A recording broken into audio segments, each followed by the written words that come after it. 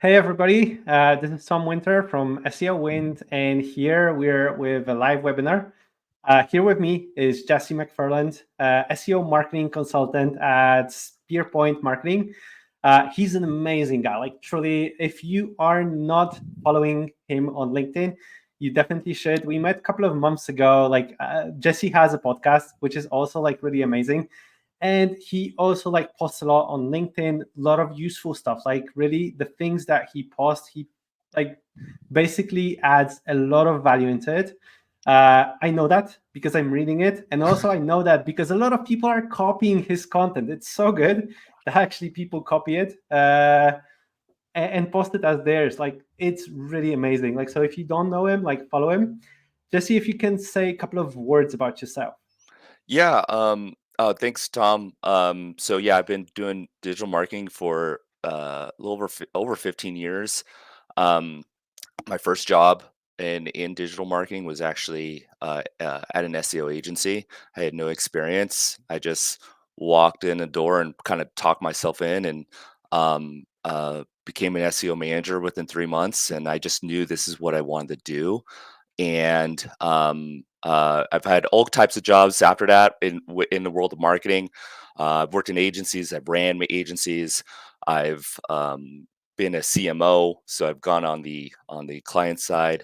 Worked for much bigger companies. Worked in software, and just within about a year ago, almost exactly a year ago, I sat down with my wife and I said, you know what? I just got a CMO job. I'd been there for like 6 weeks, and I told my wife, like, hey, I don't want to do this anymore. I want to work for myself. And I took the leap. I mapped out what I was going to do in all of December. And then January 1st, I started my own business working for myself. So my first year as an entrepreneur has been great. It's been growing really fast. And I've had a lot of time to network, and I've met a lot of interesting people, including you, Tom. So it's been a great journey. Thanks a lot, Jesse. So today we're meaning to talk about how to humanize AI-generated content. AI was with us, like it was actually introduced for most of us last year with ChatGPT in December. In March, like GPT-4 was announced, and to be honest, right now we see a lot of ways to how to incorporate AI into our daily life in content marketing. And I saw Jesse talking a lot about humanizing AI-generated content, so I wanted to speak with him exactly about this. If you have any questions, like you can add them to comments. Like I'll try to ask them to Jesse, so go for it.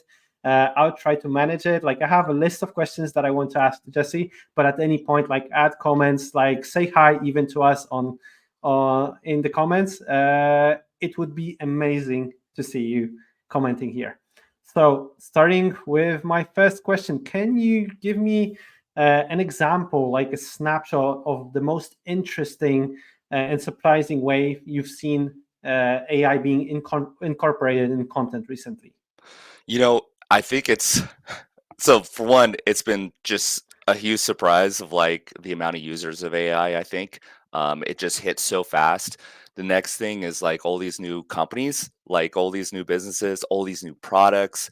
Um, uh, uh, the speed of all this new technology to be able to come out and be available has been just fascinating to me.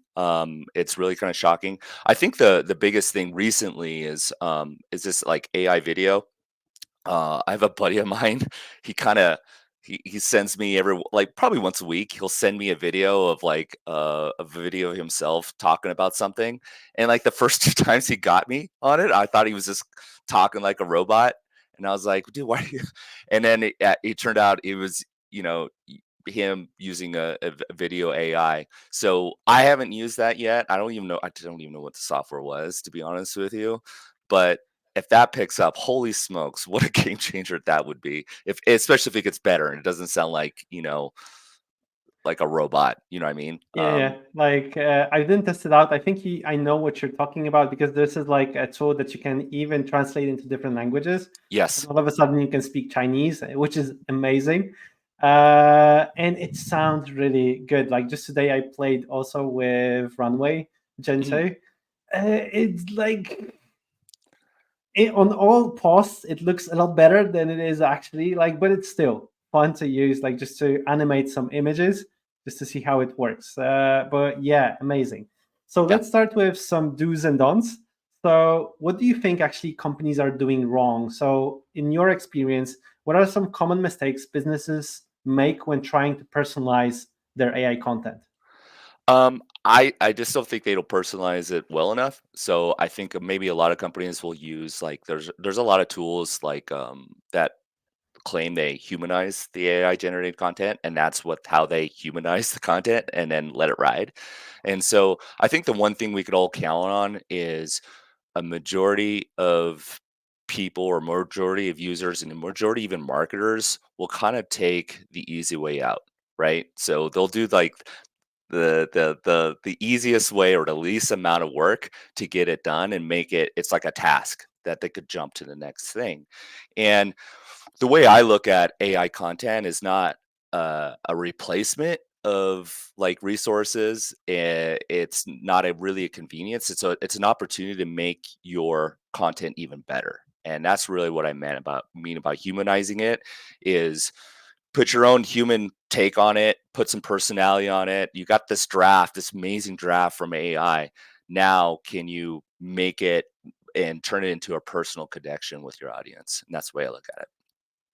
Okay, and what do you think actually are like some don'ts like that people are doing like when working on this content? So, like, what do you see? Yeah, I just really it's just using probably the tool and not doing enough, right? So some of the big things like a lot of AI generated content will be like keyword heavy, for example. Mhm, mhm. I know like for a fact there's I could probably think of two or three tools that usually the first header is understanding the insert keyword.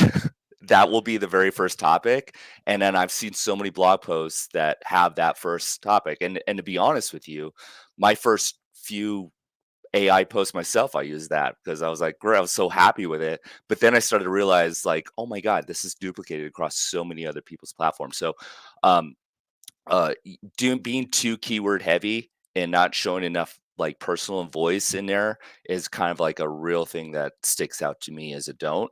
Um, and then you know, just the way your post is laid out. So if it's all just text heavy, you don't have enough visuals in there. You don't have like bullet points. You don't have maybe even something like a video or stuff like that. That's how you can really tell. Like, okay, this post was made from minimal effort, probably from AI. Okay, so like I wanted to ask about like what flags AI content, but like basically you said exactly what it looks like when AI is generating content and you don't humanize it. But can you actually add to that? Like, do you think actually AI detectors work? They don't work? Should we look at them like, or it's just looking at the piece from the human's perspective? Like, does it bring value or not?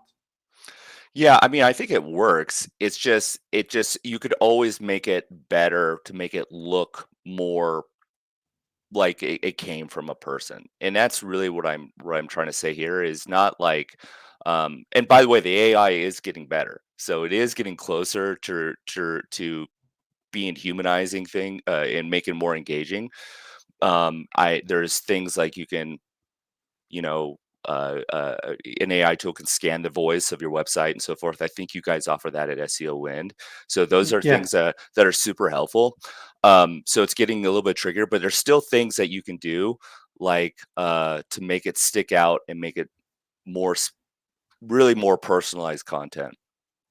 Yeah, exactly. Like what I say to customers, like when we're talking to them, AI is amazing. Like basically, AI has superpowers, humans have superpowers. Hmm. Let's combine them together. Let's make a use of them. Like let's create a superhuman. I call it the cyborg method. So basically, a human working with AI in a team, not against each other, not AI taking over humans' jobs or whatever, just like in a team. Then we can increase our efficiency, increase our ROI, and let both sides do the things that they're good at. As you mentioned, like we can humanize them. So, for example, AI will be amazing with nailing the search intent because we can provide it with data that will help out to nail the search intent. It will know exactly, it will do it far easier and faster than like we do because it can read like 30 pages and summarize them, like, and understand exactly what they're about, like find things that are matching. But at the same time, you've mentioned that we have opinions, we have like a lot of knowledge on the topic. We can add it on top to AI, what it does, so we can humanize it even further. We can give something that is not in search results, and this is something that is very, very helpful. Can you share a story or a case study where AI combined with human touch made like a substantial difference? Maybe like you have some stories like that.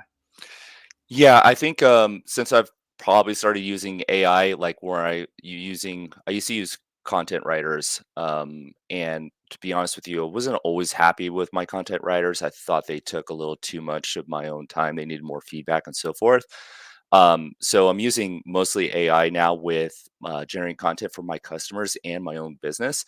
And since started using AI, I just noticed that the SEO type of content is just way better as far as keyword rankings, and then just seeing across the board for all my clients, like the first thing I'll look at is just impressions, Google impressions. The search impressions is just skyrocketed on all my clients. Um, and then when I look at that, the same with traffic and so forth. And if you want specifics, so just for my own website, so my own website I created this year, I didn't really do much on it until like, I don't know, maybe June or so this year. Just it was just kind of like a skeleton website.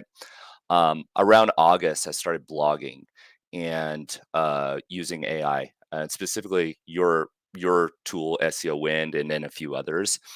And I had 1,000 impressions the first month in August, and now I have over 30,000 impressions this month.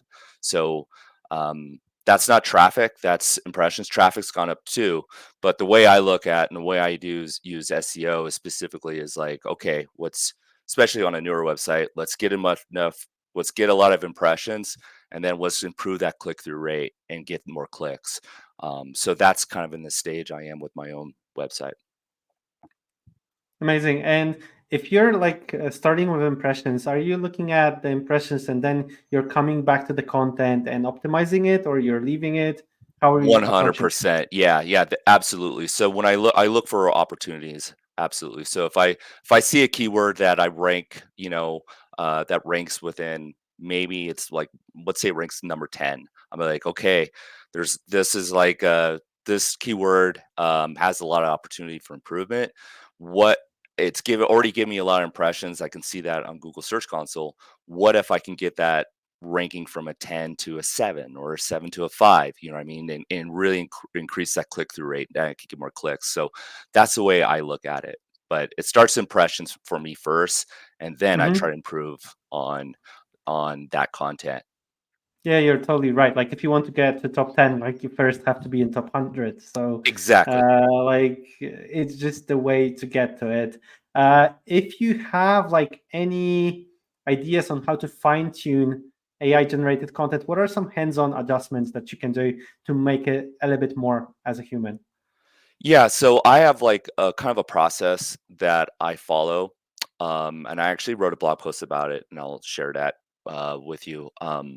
But it's kind of like 9 steps. So one, obviously, you create the content with the AI blogging tools, and then I use multiple tools for one piece, and it's not just because like I have some of my favorite tools, but I also want to see a different perspective, because one other tool might have one paragraph that I like better than the rest.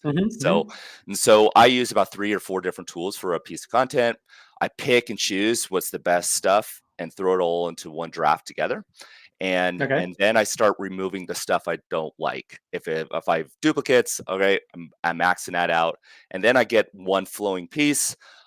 Check all the grammar out of that, right? Because you don't want grammar mistakes. And some tools, um, especially if I'm speaking to a U.S. audience, I want to make sure like there's this. If it's a tool that's from, I don't know, in Europe or something like that, that some of the words I notice aren't spelled the same way we spell it here in the US or whatever like that, right? So it's like That's those like a big basic. problem. I, Yeah. I agree. Like that's a big problem. Like from technical perspective, because I went through technical perspective, it's so hard to make AI even go like with American English, Australian Hmm. English, British English. Like Yep. even if we like say to it, like, look, use British English, use American English, and you have like different search results, and we're feeding it with different search results. Like let's go with color, like which is spelled different in British and American English. If you have like different spellings in the data that we provide to AI as a sample, it's like like it's impossible. So I agree. What kind of tool are you using for checking it? So I use Grammarly usually, so that's kind of the easiest one, right? Yeah. I usually you can really rely a lot on just any like just your normal spell checker on Google Google Docs. That's usually highlights a lot of things, but it's super important, especially if like I do a lot of B2B stuff. So like if in a B2B space, and let's say I'm working with like doctors as the or physicians are the ideal consumer or scientists or something like that. Um, Content that has misspellings and poor grammar is a great way to turn off that audience. so so Yeah. yeah, so it's super important anyway, because I think that's an easy thing to skip over, right? Because you Yeah. actually have to go through the content. Um, Duplicates. Oh, and then I restructure it, make it readable. Make sure to header H2s and so forth, and then the rest is basically a pretty it up.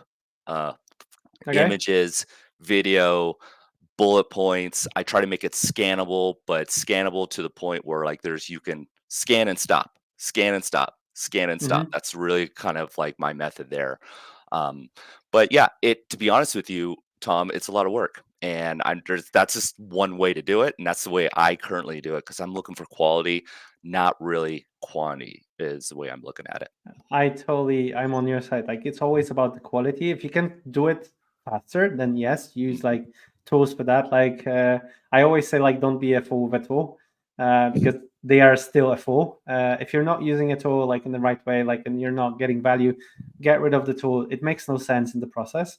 And like focus on the quality. So totally agree because the quality brings the traffic. Otherwise, like you'll just be removed from the internet, like the index, whatever. Google will just remove it because there's too much spammy content right now. Yeah. So the quality is the answer. You've mentioned the structure. Can we actually dig deeper into the structure like that you normally have in the post? So because you mentioned it should be like scannable. So what are the things that you're looking at when thinking about the structure of the post? Yeah, so at a high level, it's like always make sure you have an introduction, right? So an introduction's related to the actual topic of the title, and that's a really easy thing to find out, like if someone's using AI or not. Where there's no like you're looking at the title. A lot of times you'll create the content and then you'll change the title with AI, and it doesn't match with the content or the introduction. So that's I've seen that a really a common thing. So start with the introduction, and then have a like a content hierarchy with priority and relevance, right? So priority and relevance throughout your content. Use clear headings and subheadings. So I'm a big H2 guy. H2 intro of that. The H2 is that section. H2 intro of that section. H3s with content underneath, and then a conclusion for that section and move on to the next thing, right? Not so robotic. You can have some flexibility in there, but overall, that's a seems like a good strategy to make it scannable, right? And then always just have a conclusion, right? Just go back to like when you're writing essays in school, the same thing. Use that same concept: introduction, the meat and potatoes of your content, and then a conclusion. Yeah, I just wanted to say, like, it's just like primary school. Like, when I'm telling people, like, look, like in school, like, it always like looks like that. If you wanted to make it readable, like, don't add like such bulk parts and pieces of text because nobody will read it. Like, to Right. be honest, people like actually don't read the whole article, so they just scan it through and they stop at the point that they're interested in. This is how people read the text, and we should make it as good for scanning through as possible. Do you use actually like any too long didn't read or like table of contents or maybe like additional bits and pieces like that? I do.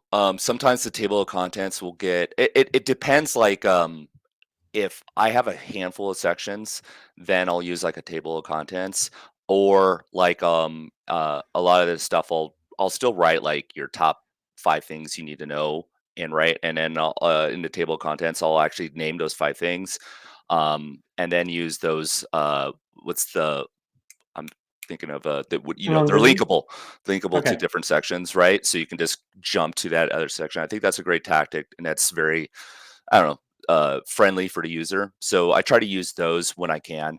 A lot of it too just depends on the length of the piece, right? So um, sometimes you don't need it, sometimes you do.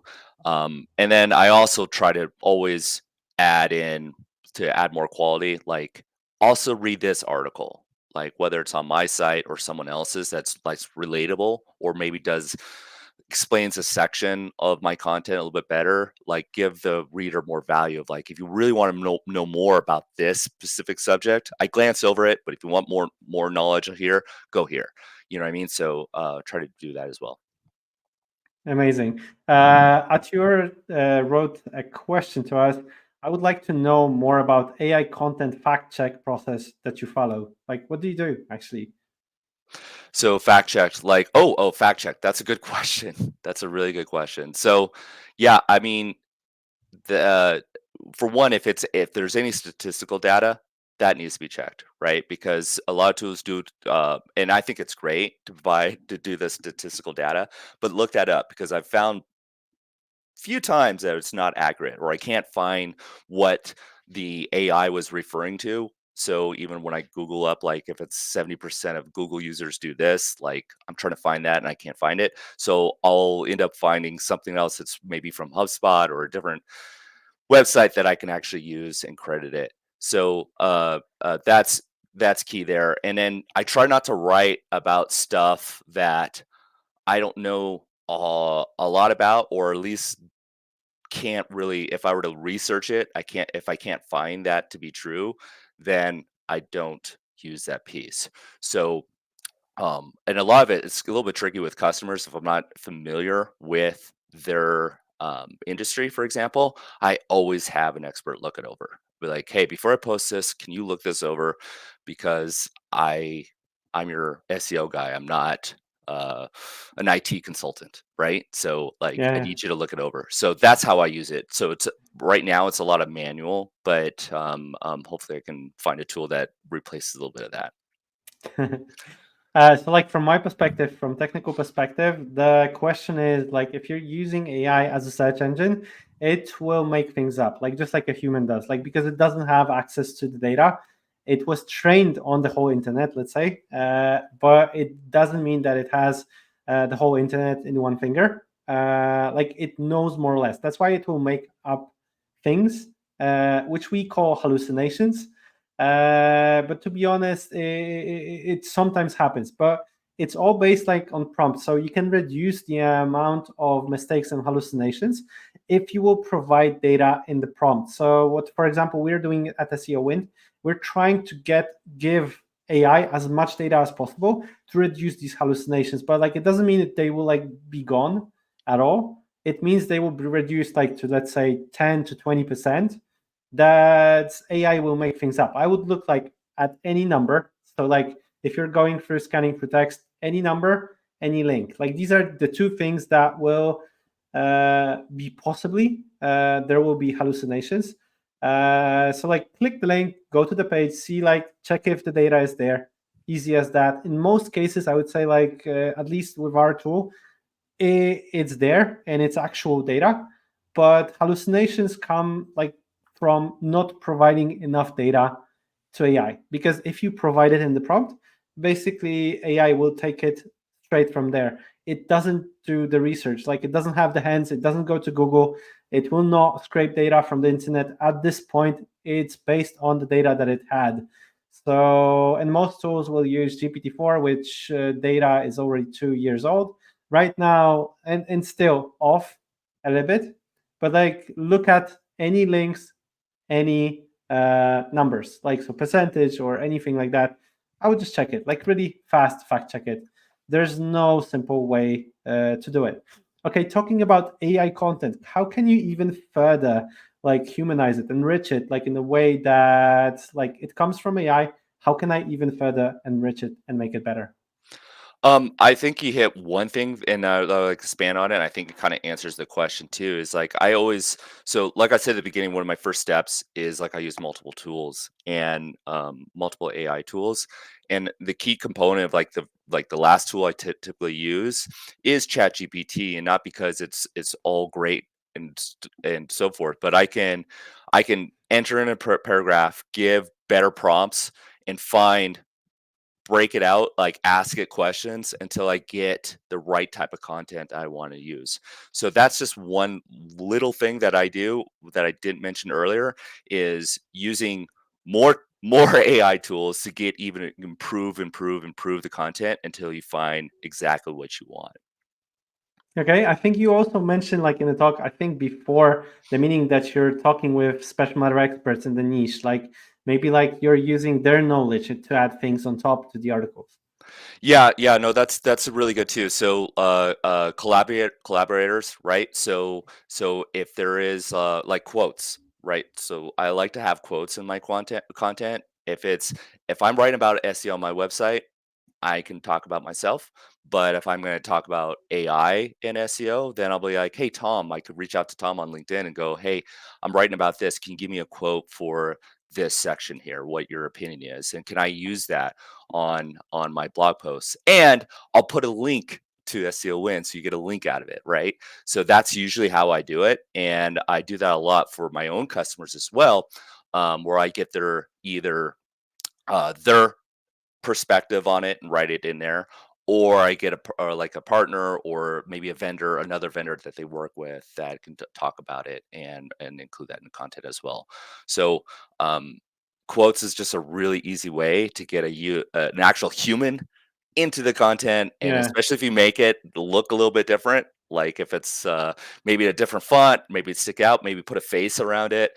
That really shows like it's a little bit more of a personal piece.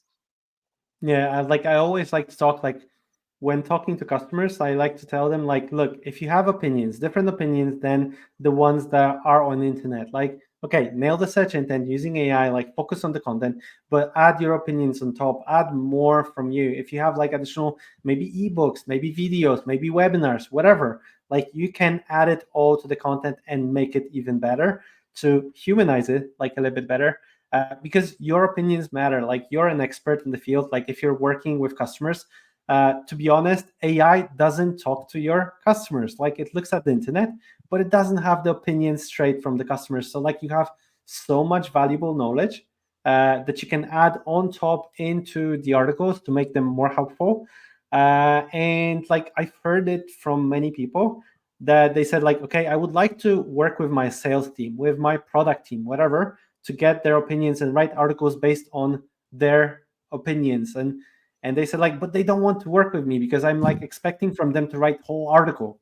It's like go like have a phone, like record a topic with them, sit down for half an hour, take all their comments on specific topic, and then just add it like here and there to this article, to that article. It will be extremely easy for your product people, for sales people who are talking with your customers. Like get this value from inside of your company. This is the heart of your company. This is like the talks with your customers. This is exactly what people are looking for because all the things that you're working with, like all your experience, all the ways how you fix certain things, uh, this is something that you can add to the content. So like look at the things that you have right now and do it. One more question, because like we're not creating content for the sake of content. How can you increase conversions? Like because this is the money at the end is the thing that we should focus on in the content that you're creating. Like how to increase the conversions? Are you doing anything with the content to actually promote a little bit the business? Oh, I see what you mean. Yeah, yeah. So, obviously, as an SEO guy, like one, I'm trying to rank well on SEO. So that checks this one box, and then like I mentioned earlier, trying to improve the rankings of those terms. So that's one thing we're covering. The other thing too is just more of like, okay, how can I get the most out of this content? Can I split it up? Can I create an email? email blast, or can I add this to my email newsletter? Can I split this into topics and put it on social media? So for me, for myself, and then for all my customers, there's some sort of additional content marketing with the SEO. So I have a checkbox of certain things like, does this blog post, does this piece qualify for email and then Facebook, LinkedIn, or whatever other channels, right? If it is yes, then I have a little checkbox that says, all right, when are we adding it, and so forth. And so a piece can go to, I blog about it, and then maybe take one section out of it, especially if there's like within the content, if I've talked about the top 5 of how to do something, that's really great for social media. It's very scannable. It's engaging. I'll make a series of LinkedIn posts out of that. And then usually if it works for social media, I know that topic has potential for email as long as I have the right audience or segment audience for that, then I'll use it for email. So for me, it starts with a post because that takes the most work, and then I break it out in chunks. When I do podcasting, though, like when I do a podcast, it's like I start with the podcast, then I create a blog, then I do the email, then I do the social media, right? So it's having a process of like, what's your core piece, and then breaking it out into chunks underneath. I love it because like content curation is the king. Like if you find that like works like not don't work hard, work smart. Yeah. Basically, this is what you're doing. Like just to think about like what kind of audience you can actually get to with the same piece of content. You don't have to rewrite it from scratch every single time, and that's definitely amazing. Just a reminder, like if you have any questions, just put them into comments. I'll ask Jesse. And let's go to the next one. So, like connected to tone of voice, in terms because you mentioned that you're using a couple of AI tools, how you actually manage to ensure consistency when it comes to tone of voice, like because end result has to have like some kind of brand voice probably that you're doing for a customer. How do you ensure it to make it happen? Maybe you have some tips. That's a really tough one, to be honest with you. Yeah, that's a really tough question because um, I'm still experimenting with tools that do the tone of voice, and there's again, I know SEOwind does it, and I've seen other tools do it, but the problem with it too is if you're having a tool scan your content, you might be showing, and if most of your content's AI, you're having your AI tool scanned AI tool and AI content. So that could be a problem. For me, it's still kind of a manual thing, right? And so having my own type of personality, at least throughout the different content, and that's why I like having sections. So at least if one section has a little bit of like the author's personality in it, then I know I've checked that box, and that's usually how I'm doing it now. Um, Instead of doing the whole content, rewriting it all over into my own personal voice, that's then why use AI, right? So I try to just at least have in sections that have okay, one at least personal connection, or personal, whether it's a quote or some change in content on a case study or something like that, then I know I've checked that box. So that's how I do it. Okay, makes a lot of sense. Like, so from my perspective, as you mentioned, like I try to reverse engineer my tone of voice, but the problem is if I don't have any sample for Yeah. reverse engineering, the only sample is AI. It will still sound like AI, but I would definitely what I would try to do by by reverse engineering. What I mean, like I would provide like a piece of content to AI to help me out to define my brand voice based on the piece of content. And then when I would get the response from AI, what I would do, I would work on this, like, let's say 3-4 sentence with tone of voice as a human, as a special matter expert, because like I'm using ChatGPT as a mirror to show me what it thinks my tone of voice sounds like. It's a little bit different than what I think I sound like, which is like wannabe tone of voice. Like so I would combine these two. So like I would work with the tone of voice from AI to make it even more like I would like it to sound.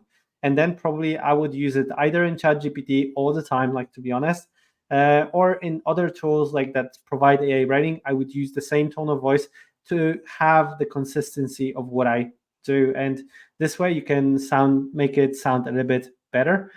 I remember we had one customer that was extremely funny, that had a gardening store and they wanted to sound like fairies in their content. So like we actually did a test how it would sound like and how it would look like. We fed it with a lot of content that sounded like fairies, just to give examples. Like, and then the content, there was like magical dust all over it. Like you could basically see it, which was extremely cool to see how tone of voice can change if you actually do it in the proper way.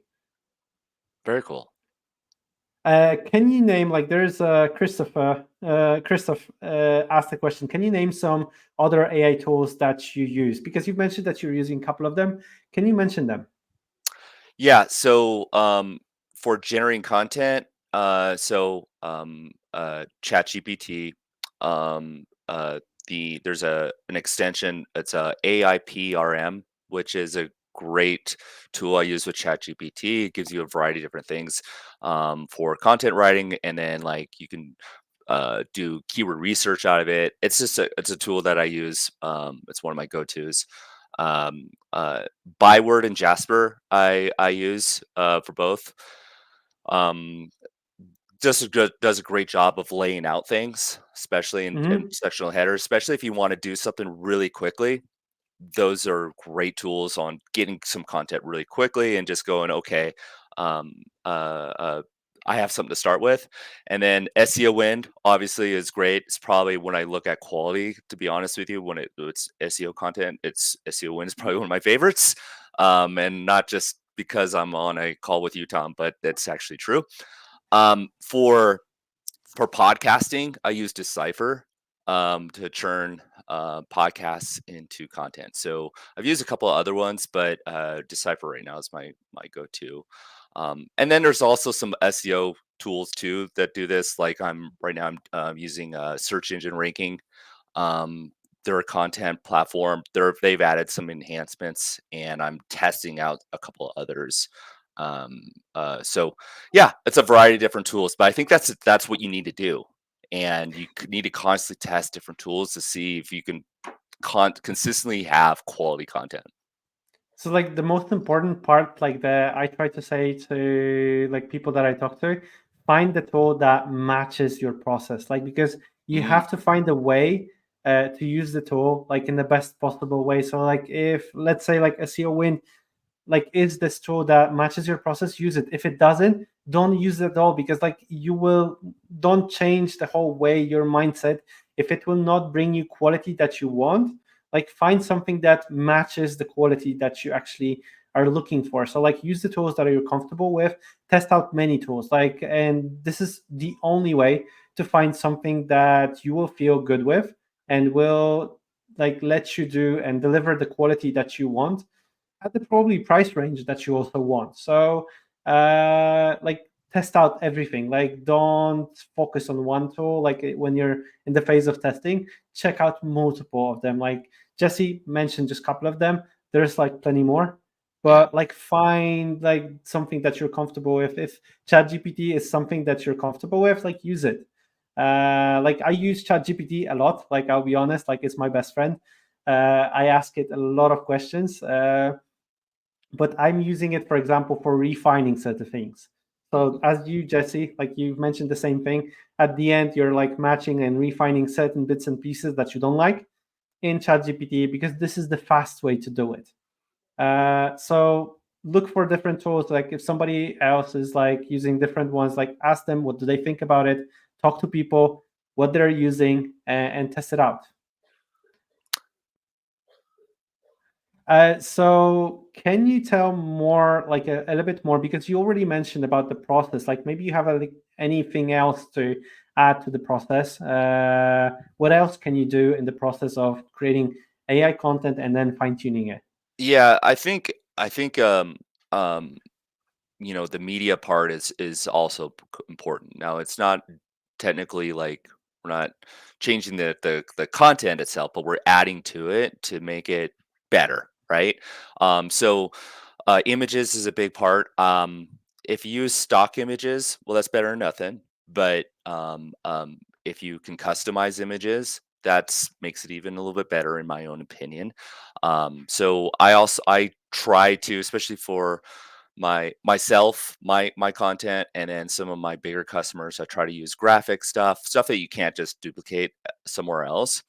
And I try to use, images that you just can't find on whatever, stock image site.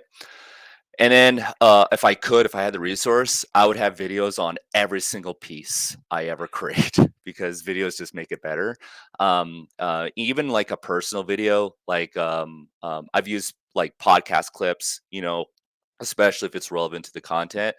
But just talking, just a video, a selfie video of yourself explaining the block piece that's below the section is just a great way to make it possible, or make that, scan it, stop. I'm gonna watch this video. Maybe I'll look into more to content and so forth. So those just ways that you could really add on to the value for the reader.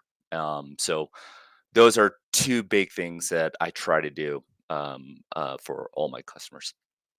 So like with images, like did you try to use actually AI to build images for your content? I do, and I actually do that for some of my customers too, especially if like it's just on top of my head. Like I have one customer that's they do IT. I mentioned IT consulting. I was thinking them, and a- kind of the theme for their content is a lot of AI generated content. So we use that within his blog. So all his featured posts have AI generated content, super obvious, and then we try to use that. But that's his theme in a way he writes, and then it's just a theme for all his content. So we do a lot of that as well.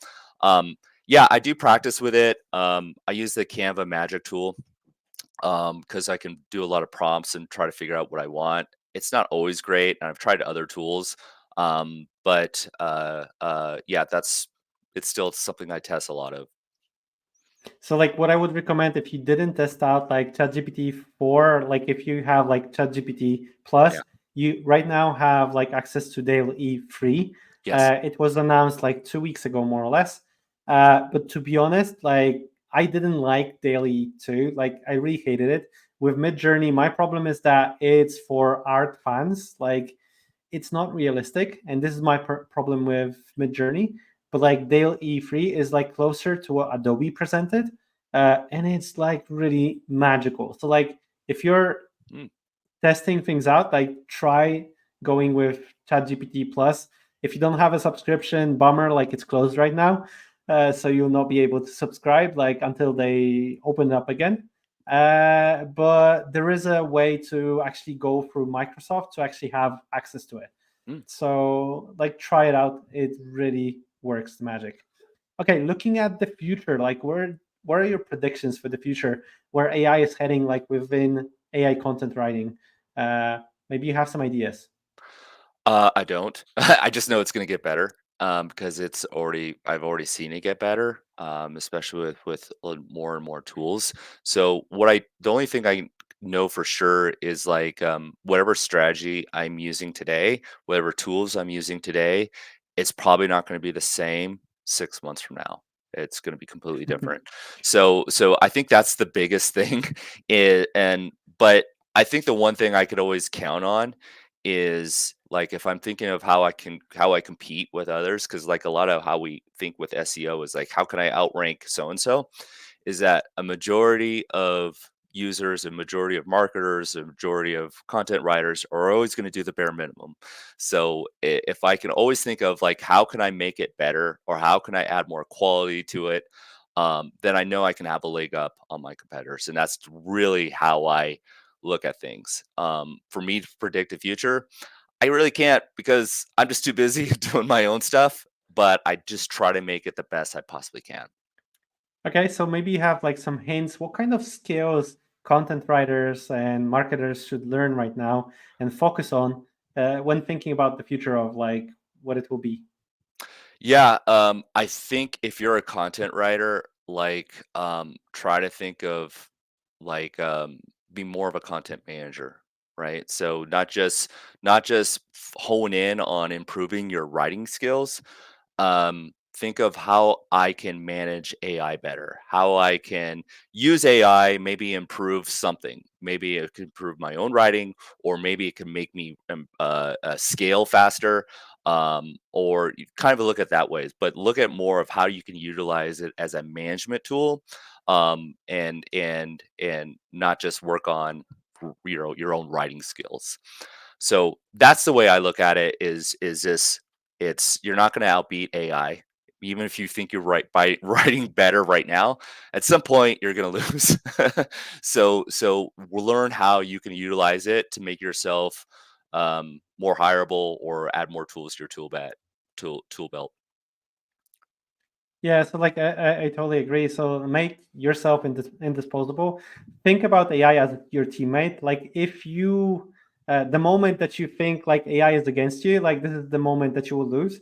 So like think how we can cooperate with AI. Like in my opinion, humans at the moment are far more strategical. Like they can do a lot of things that will basically manage a team of AI creators, AI writers, and like think how to work with them. And the better you will do it, the more indisposable you will be. And this is the future. The moment that you will think like you will create content with one click, this is the moment that everything will end.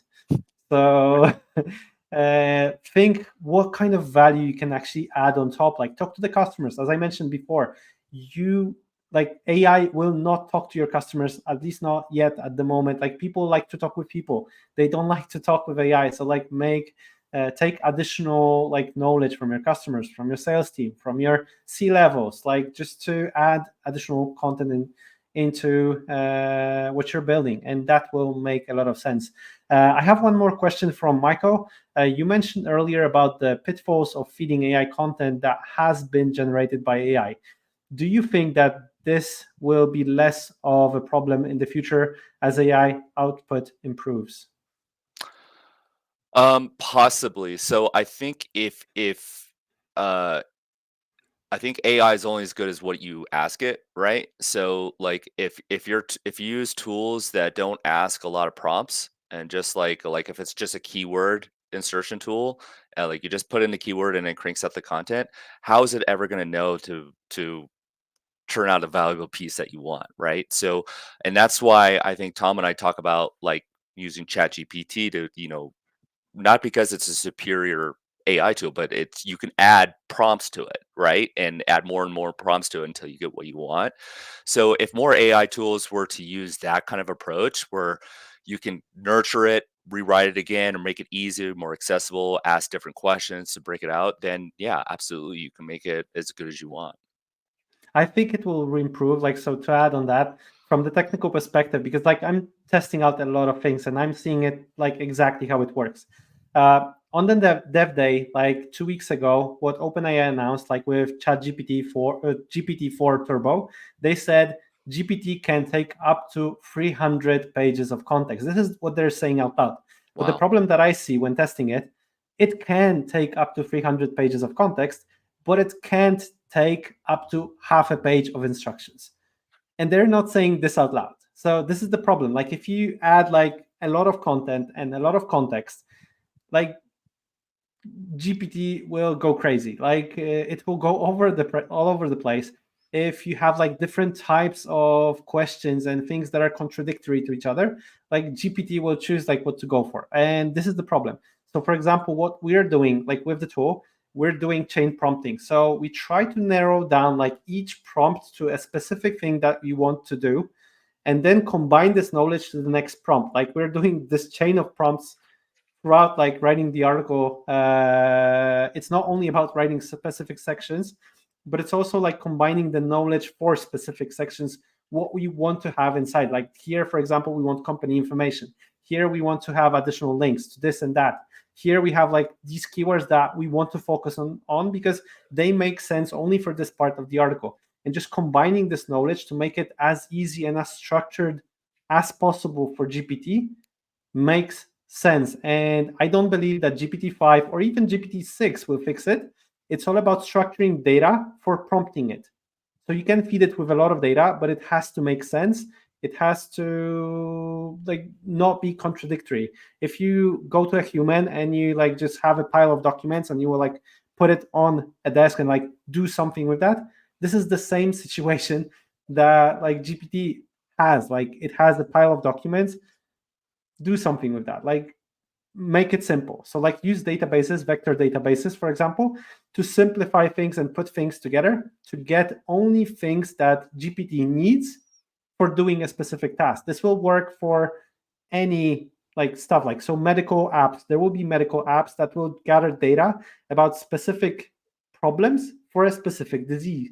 And it will like give GPT like a way to make a decision. It really lawyers, the same thing. Like just take precedences that like fit a specific need to write specific thing, taxes and so on. Like it will look like that.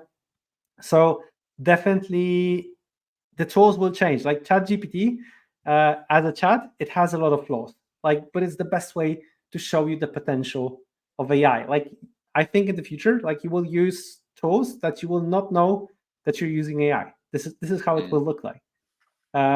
So definitely it will change. So okay, my last question. We have like 10 minutes, but like I think this is my last question. Let's say you're stepping into a CMO role tomorrow. What's the first action you would prioritize for your new content team regarding AI? Great question, and I think it's kind of like a general approach I would do for the entire marketing department anyway, is kind of like the less is more approach where most CMOs or most marketing leaders, um, when you come up like right now I think of go-to market plan because that's for the last 10 years of my career. It's like this is the time where we're pretty much my go-to market plan is already created. Right now I'm planning on how I'm going to present it to leadership and sales and so forth. And a general approach is to cover like as many things that you can possibly do, and then you end up fulfilling probably half of them, right? Because it's just too much. You don't have resources, right? So less is more. Um, Going back to content with that same type of thought process is like where I'm creating a content calendar instead of thinking of like I'm going to try to do 20 posts this month. Let's maybe get that down to 10 or maybe even less. And let's make sure that every single post is the highest quality it could possibly be. Like we have a goal for every single post, whether that's to rank for SEO or we're going to break that post. Maybe it's not an SEO post, but we're going to break that out into like it's maybe more engaging. We're going to break that out into like a lot of social media. We're going to get this much traction out of social media or this much traction on email. So it's definitely the less is more, really focusing on quality and doing going that way. Whereas I think a lot of people look at AI still as like, okay, this is a way I could be scalable. This is how I can get as much stuff out as quickly as possible and move on to the other thing. I would go the opposite way. I would just try to make everything better. Like I agreed. Like whenever I hear like right now I'll do 40 posts like with AI on day one is like hold on your horses. Like tone down a little bit. Uh, like if you want to eat an elephant, eat them in pieces. Like start with something, and then ramp it up. Like if you see that it works, like make it better. Like and improve. Like increase the quality, increase the quantity, and just like start from something. So definitely agreed here. Focus on quality. What you said. Like this is the most important thing. Like looking at Google right now, quality is the king. Like all spammy content from AI will be removed from the internet if you don't focus on the research or the search intent on adding value on top. Sorry, like I've did the test, like it doesn't work. Google knows it, like it understands what spam. So focus on quality, as I mentioned. Yeah. Thanks a lot. It was really a joy to talk to you, and it was really fun. Like hopefully everybody got some advice and things that they can use straight away at their work. So Jesse, can you tell me like how people can find you? Yeah. Yeah. So just find me on LinkedIn. It's Jesse McFarland. Easy to find there. That's the easiest way. My website is SpearPoint Marketing. It's thespearpoint.com. That's my agency there. But yeah, I'm always available. I try to respond to my DMs unless you're trying to sell me something, because I get way too many of those. But if you reach out and say, "Hey, I saw you on the podcast with Tom," then I'll definitely respond. So you can reach out to both of us. Like, so if you want to ask us questions, that just go forward and like send the question. We'll be happy to respond. If you want to try out SEOwind at any point, like please contact me. I'm happy to give you access to it, to play around. And remember, follow Jesse. Like he's amazing. He gives so much value on LinkedIn. So follow him on LinkedIn. Thanks a lot. It was really nice to talk to you. Thank you all for attending the webinar, and looking forward to seeing you on LinkedIn. Yeah. Thanks, Tom, and thanks everyone for Cool. watching. Cheers. Bye-bye.